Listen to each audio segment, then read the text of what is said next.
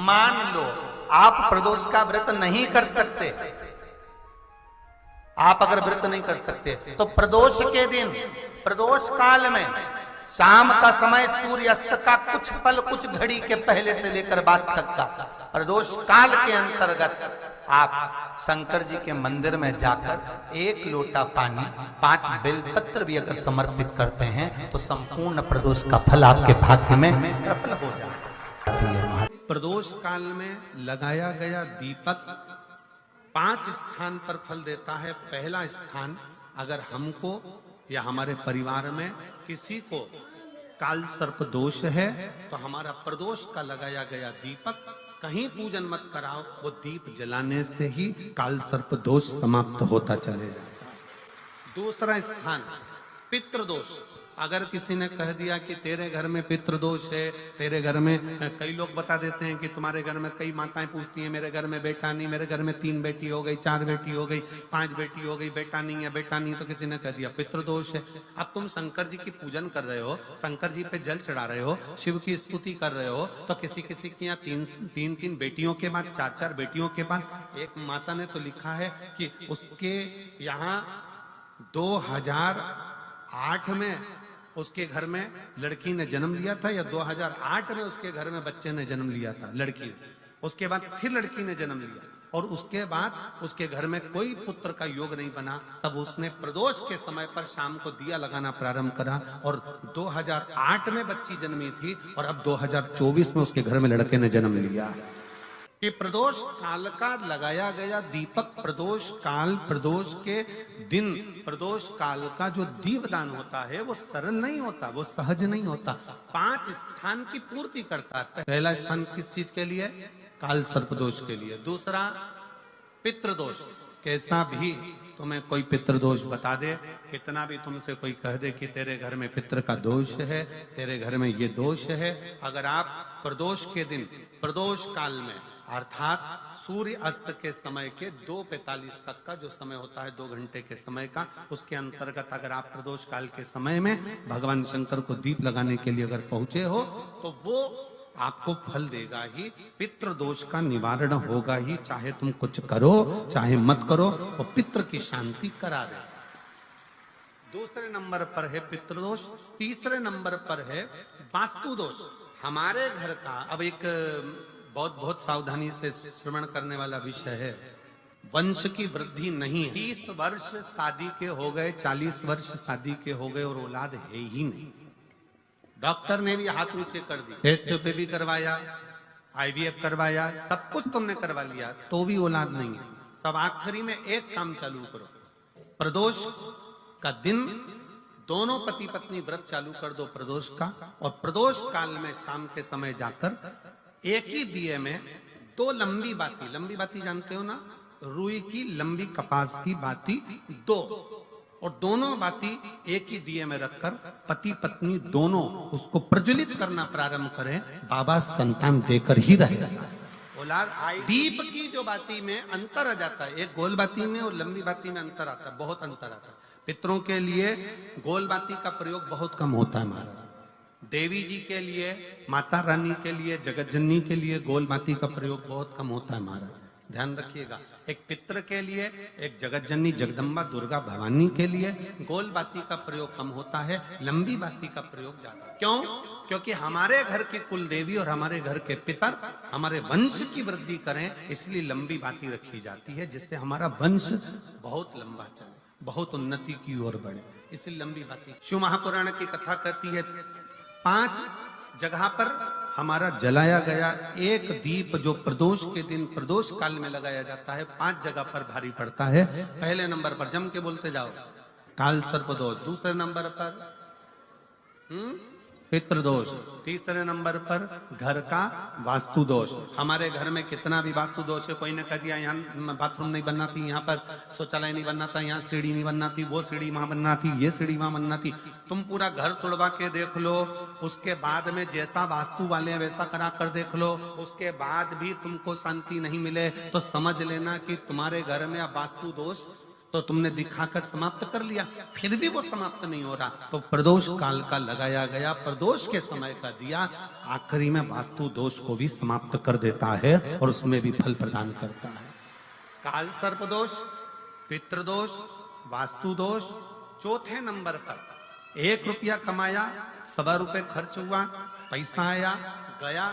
ये चौथे नंबर का व्यापार में थोड़े दिन दुकान अच्छी चली, थोड़े दिन बैठ गए, थोड़े दिन काम चला, थोड़े दिन बैठ गए, गाड़ी चली थोड़े दिन फिर बैठ गए, अर्थात हमारी फैक्ट्री थोड़े दिन चली फिर बैठ गए, कहीं ना कहीं तकलीफ, थोड़े दिन खाते थोड़े दिन रोते वाला चल रहा है। तो प्रदोष काल का, प्रदोष के समय का दिया इस दुख को समाप्त कर कर रेगुलर एक जैसी सांझी, एक जैसी लक्ष्मी की वृद्धि करते चले गए प्रदोष। और 5वें नंबर का प्रदोष काल का दिया, प्रदोष समय का दिया 5वें नंबर पर रोग का निवारण, रोग निवारण। ये 5 स्थान जो बताए गए हैं प्रदोष काल के दिन, प्रदोष के दिन दीप प्रज्वलन के। प्रदोष व्रत का इतना महत्व है महाराज। ये प्रदोष व्रत होता क्या है, प्रदोष व्रत का महत्व क्या है? शिव महापुराण की कथा कहती है शंकर भगवान का प्रदोष का व्रत, अर्थात चंद्रदेव को जो क्षय रोग हो गया, बीमार पड़ गए, शरीर गलकर नीचे गिरने लगा, तब देव ऋषि नारद ने भगवान चंद्र को शंकर भगवान के पूजन का विधान बताया और पूजन करते करते त्रयोदशी तिथि आ गई, जिस त्रयोदशी के दिन चंद्रदेव ने सुबह से शाम तक कुछ नहीं खाया। शाम के समय सूर्य अस्त के पहले चंद्रदेव ने स्नान किया, श्वेत वस्त्र धारण करे और श्वेत वस्त्र धारण कर कर चंद्रदेव शंकर के शिवलिंग की पूजन करने बैठ गए। शंकर भगवान के शिवलिंग की पूजन जब चंद्रदेव ने करी, हाथ में अक्षत लेकर चंद्रदेव ने शंकर को समर्पित करे, ओम उमापति नमः कहकर जब चंद्रदेव ने शिव को समर्पित करे, भगवान शंकर त्रयोदशी के दिन प्रदोष समय में, प्रदोष काल में प्रकट हो गए और प्रकट होकर बोले, ऐ चंद्र, तुमने आज मेरा अनुरोधन किया है, आज मेरा स्मरण किया है, जाओ आज त्रयोदशी के दिन प्रदोष काल में मैं तुम्हारे शरीर को स्वस्थ करता हूं। तब से ये प्रदोष व्रत प्रारंभ हुआ है महाराज। किसने करा है प्रदोष व्रत? भगवान विष्णु ने करा था। जब घोड़े का मुंह लगा, हयग्रीव अवतार, लक्ष्मी जी हंस दी थी तो घोड़े का मुंह भगवान विष्णु का लगा, तब भगवान विष्णु ने प्रदोष व्रत करा था।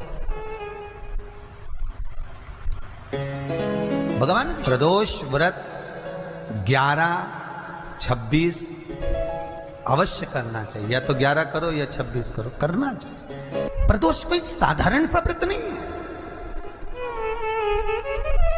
प्रदोष कोई निम्नता व्रत नहीं है, सहजता का। एक एक प्रदोष का महत्व शास्त्र वर्णन करता, शिव महापुराण कहती है एक एक प्रदोष का महत्व, एक एक प्रदोष। सोमवार की अगर प्रदोष पड़ती है, बहुत ध्यान से सुनना महाराज, सोमवार की प्रदोष पड़ती है तो शंकर भगवान कैलाश पर निवास करते हैं। मंगलवार की प्रदोष पड़ती है तो शिव काशी में निवास करते हैं। बुधवार की प्रदोष पड़ती है तो शिव रजत भवन में निवास करते हैं। गुरुवार की प्रदोष पड़ती है तो शिव गंगा के स्थल पर निवास करते हैं। शुक्रवार की अगर प्रदोष पड़ती है तो शिव नीलकंठ पर विराजमान होते हैं। शनिवार की अगर प्रदोष पड़ती है तो शिव शमी के वृक्ष के नीचे रहते हैं। और रविवार की जब प्रदोष पड़ती है तो शिव बेलपत्र के पेड़ के नीचे निवास करते हैं। महाराज, ये एकादशी शंकर से कह रही है कि आपका स्थान ये नहीं कि आप कैलाश पर मिले, उस बार को, उस तिथि के दिन, उस अनुकूल। हमारे यहाँ कहते हैं सोमवार की जो प्रदोष पड़ती है वो इच्छा पूर्ति करती है, मंगलवार की प्रदोष रोग से मुक्ति देती है, बुधवार की प्रदोष कामना की पूर्ति करती है, गुरुवार की प्रदोष शत्रुओं का नाश करती है, शुक्रवार की प्रदोष सुख और शांति देती है, शनिवार की प्रदोष संतान का सुख देती है, और रविवार की प्रदोष जो काम दुनिया में कोई नहीं कर सकता वो अचूक फल की प्राप्ति रविवार की प्रदोष करा देती है। महाराज, ऐसी प्रदोषों का नियम वर्णन किया चाहिए। भगवान कहते ठीक है, तू थोड़ी देर खड़ी हो, एकादशी सम्मुख खड़ी हुई। पार्वती जी ने जिस अंगुष्ठ का जल पीने के लिए लिया था हाथ में, बस पीने ही वाली थी, शंकर भगवान ने वही हाथ में जल लेकर एकादशी के हाथ में उसको देकर कहा, ले, ये मेरे द्वारा निर्मित एक व्रत है जिसे त्रयोदशी के दिन तूने मांगा है, मैं तुझे देता हूँ। आज इस व्रत का फल मैं तुझे प्रदान करता हूँ। अब तू जिस जीवात्मा को लेकर जाएगी उसका पाप प्रबल नहीं होगा। किसी स्त्री, पुरुष, बालक, बुजुर्ग जो भी होगा जिसने प्रदोष का व्रत करा होगा, वो जीवात्मा को तू किसी फल की कामना से नहीं, स्वतः ही लेकर चली जाए। उसमें कोई कामना नहीं है। बन सके जीवन में 11 प्रदोष या 26 प्रदोष करने के बाद आप उसका उद्यापन कर कर विराम भी दे सकते। पर जीवन में एक बार प्रदोष का व्रत मौका मिले, जिस कामना से जिस दिन का भाव आपके मन में आए कि मुझे रोग से मुक्ति पाना है तो ये प्रदोष मुझे करना है, मैं रोग मुक्ति के लिए, हम मंगल, जो भी आपके मन में आ रहा है, संतान प्राप्ति के लिए शनिचरी प्रदोष, आप उसका स्मरण। फिर लिखा शिव महापुराण में, बड़ा सुंदर लिखा वेदव्यास जी ने, मान लो आप प्रदोष व्रत नहीं कर सकते, आप अगर व्रत नहीं कर सकते तो प्रदोष के दिन, प्रदोष काल में शाम का समय सूर्यास्त का कुछ पल, कुछ घड़ी के पहले से लेकर बाद तक का प्रदोष काल के अंतर्गत आप शंकर जी के मंदिर में जाकर 1 लोटा पानी, 5 बेलपत्र भी अगर समर्पित करते हैं तो संपूर्ण प्रदोष का फल आपके भाग्य में प्रबल हो जाए। शिव महापुराण में इसका लड़की को मंगल है, गुरुजी लड़के को मंगल है, क्या करा जाए? कुछ मत करो। प्रदोष के व्रतों में वर्णन किया गया है कि रवि का प्रदोष, भौम का प्रदोष, मंगल का प्रदोष, बुध का प्रदोष, गुरु का प्रदोष, शुक्र का प्रदोष, शनि का प्रदोष। जो प्रदोष पढ़ते हैं पूरे महीनों में, पूरे वर्ष में, मंगल का प्रदोष निकाल कर रख लो कि मंगल का प्रदोष इस दिन पड़ रहा है, मंगल की त्रयोदशी तिथि पड़ रही है, प्रदोष व्रत मंगलवार का पड़ रहा है। और जिन लड़का लड़की को मंगल होते हैं, जिन कन्या और वर को मंगल होते हैं, केवल शंकर भगवान के मंदिर में जाकर चौमुखी दिया, 4 बत्ती का दिया आटे का, उसमें घी डालकर लड़की शंकर भगवान के मंदिर में मात्र 7 बार शंकर पे से उतार कर, 3 बार स्वतः उतार कर शिव के मंदिर में रख देती है। उसका मंगल आड़े आता ही नहीं है, मंगल नहीं आता सामने। मंगल प्रदोष व्रत का इतना महत्व है महाराज। एक बात बहुत अच्छे से समझ लीजिए, जिसके घर में क्लेश होता हो, अशांति रहती हो, क्लेश रहता हो, या छोटी छोटी बात पर विवाद चालू हो जाता हो, या पति पत्नी में, परिवार में, सास बहू आदिक में कहीं ना कहीं कुछ अगर विवाद रहता हो, ऐसा बेलपत्री की डंडी रहती है ना, बहुत ध्यान दीजिएगा महाराज। श्राद्ध पक्ष की कथा चल रही है, शिव महापुराण आज विराम की ओर है, ध्यान दीजिएगा। जैसे ये बेलपत्री की जो डंडी होती है, डंडी का जो भाग होता है बेलपत्री की, ऐसा बेलपत्री की 7 भाग ले लो, मतलब बेलपत्री 7 ले लीजिए। 7 बेलपत्र लेकर कच्चा जो सूत होता है ना, कच्चा सूत जो जानते हो पेड़ पौधे में माता लपेटती हैं, धागा जो होता है ना सफेद कलर का कच्चा धागा, जो बड़ में, पीपल में और आंवला आदि में लपेटा जाता है, कच्चा सूत, उसको शंकर भगवान और माता पार्वती का स्मरण कर कर नंदी के, जो नंदी होता है, नंदी के राइट भाग में, नंदी का एक पांव ऊंचा होता है, आपने देखा होगा आगे का पांव ऊंचा होता है, बैठते समय नंदी का एक पांव ऊंचा, एक पांव नीचे की हो जाता है। तो नंदी का जहां पांव ऊंचा है उस ऊंचे पांव के पास में बैठना है।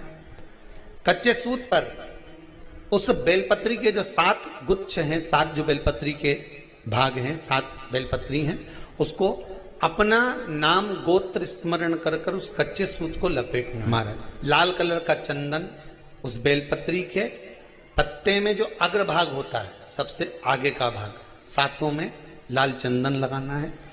महाराज उस चंदन को लगाकर आप प्रदोष के दिन, प्रदोष काल में शंकर भगवान को समर्पित अगर करते हैं तो जिस घर का गोत्र बोला है उस घर में कभी क्लेश नहीं हो सकता, उस शांति का उसमें क्लेश नहीं। एक धागा होता है पक्का धागा, एक धागा होता है कच्चा धागा। बहुत ध्यान दीजिएगा महाराज, पक्के धागे से नहीं लपेटना सफेद। कच्चा जो धागा पीपल में, बड़ में या आंवला आदि में जो हम लोग लपेटते हैं पूजन करते समय, वो कर। एक बात और आपको ध्यान दीजिए, अगर मान लो किसी पति पत्नी का तलाक तक की नौबत हो गई और तलाक नहीं कराना है, आपस में वापिस प्रेम बढ़ जाए, छोरी वापिस घर में रहे, बेटा उसको रखे, बहू रहे, आपस में प्रेम बढ़े, वो भले मायके चली गई हो, वो भले लड़का छोड़कर चले गया हो, अकेली रह रही हो और चाहती है कि मैं पति के साथ रहना है, तलाक नहीं होना चाहिए,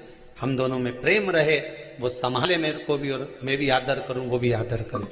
तो मेरा निवेदन है, कच्चा जो सूत होता है, कच्चा जो धागा होता है, नंदी के ठीक पीछे बैठकर कोई साथ में आपके परिवार का कोई व्यक्ति चले जाए और हस्तकमल को, जिसको अपने परिवार में वापिस रहना है, उस स्त्री हो या पुरुष हो, दोनों में से कोई भी नंदी के पीछे बैठकर सोमवार की जिस दिन अष्टमी पड़े उस दिन नंदी के पीछे बैठकर हाथ को ऐसा बंद करना है, हाथ में एक बेलपत्री रखना है, सीधी बंद कर 7 बार उस हाथ पर कच्चा सूत लपेट देना है, उस सूत को वापस निकाल लेना है।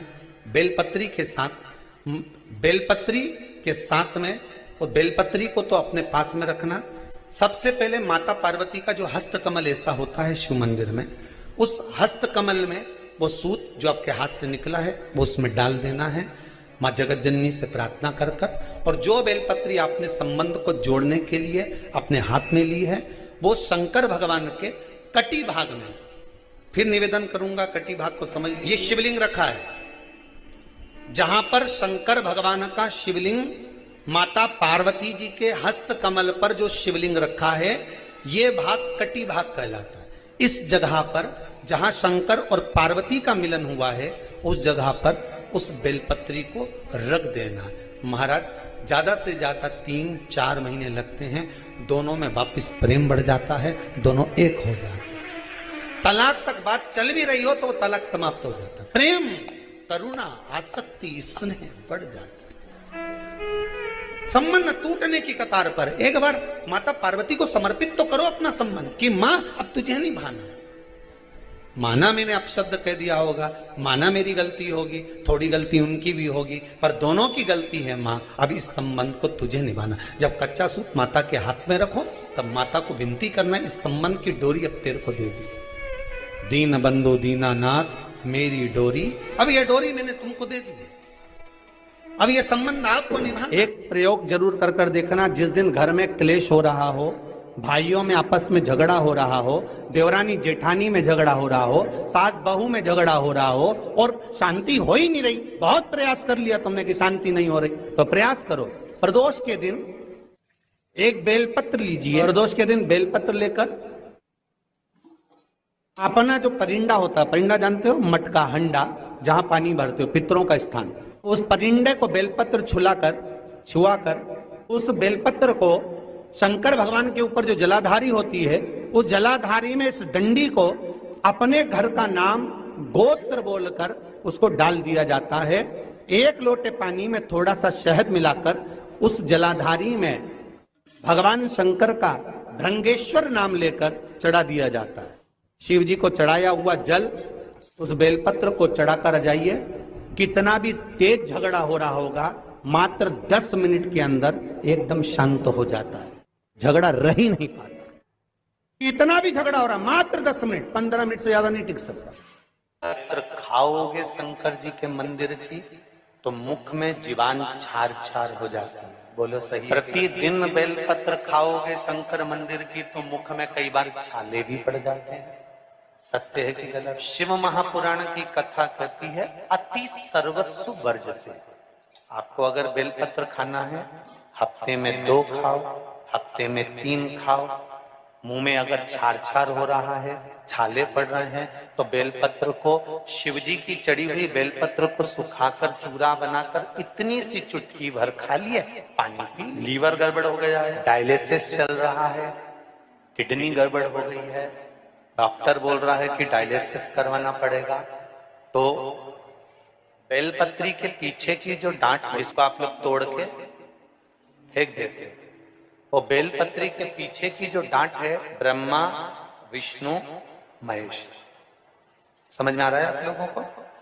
बीच में जो डंडी दिख रही है आपको, इसके बीच में बड़ी पत्ती और दो पत्ती के बीच में जो खाली जगह है, ये खाली जो डंडी है, इसमें 33 कोटि देवी देवताओं का स्थान। इसका स्थान है 33 कोटि देवी देवता। इसलिए बेलपत्र चढ़ाते समय बेलपत्र को इस जगह से पकड़कर समर्पित किया जाता है कि 33 कोटि देवी देवताओं का स्पर्श कर कर, ब्रह्मा विष्णु महेश का स्पर्श कर कर चढ़ाया जाता है।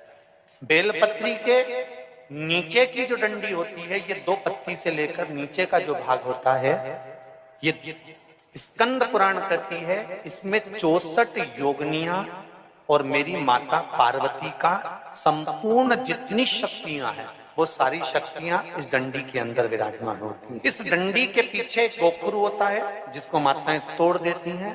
वो जो टूटा हुआ गोखरू रहता है, उसमें भगवान शंकर के प्रत्येक गण का भाव। इनका काम क्या रहता है? जब शरीर में किसी व्यक्ति के जीवन में जब दुख तकलीफ या रोग बढ़ता है, तो वो गोखरू जो नीचे का रहता है, वो टूटा हुआ गोखरू अशोक सुंदरी वाली जगह पर चढ़ाकर हफ्ते में 2 बार उसको चबा चबा कर अगर खा लिया जाए, तो डायलिसिस की जरूरत नहीं पड़ती, डायलिसिस छूट जाता है। लीवर और किडनी काम करना प्रारंभ। और अच्छे से सुन लेना, अभी की अभी घर जाकर शुगर की जांच करना। शुगर कितनी भी हाई जा रही होगी, बेलपत्री के नीचे का गोखरू टूटा हुआ अशोक सुंदरी पर चढ़ाकर खाकर 5 से 7 मिनट मुंह में रख लीजिए, और उसके बाद शुगर की जांच कर लीजिए, शुगर लेवल में मिलना प्रारंभ हो। बेलपत्री का जो सुख है, वो जीवन का आनंद। श्री शिवाय नमस्तुभ्यम, श्री शिवाय नमस्तुभ्यम, हर हर महादेव। तो यह उपाय आप प्रदोष व्रत के दिन जरूर करें। इस उपाय को करने से होगी हर मनोकामना पूरी। तो आप लोग यह उपाय करने से देखिए क्या क्या होता है। श्री शिवाय नमस्तुभ्यम, श्री शिवाय नमस्तुभ्यम, हर हर महादेव।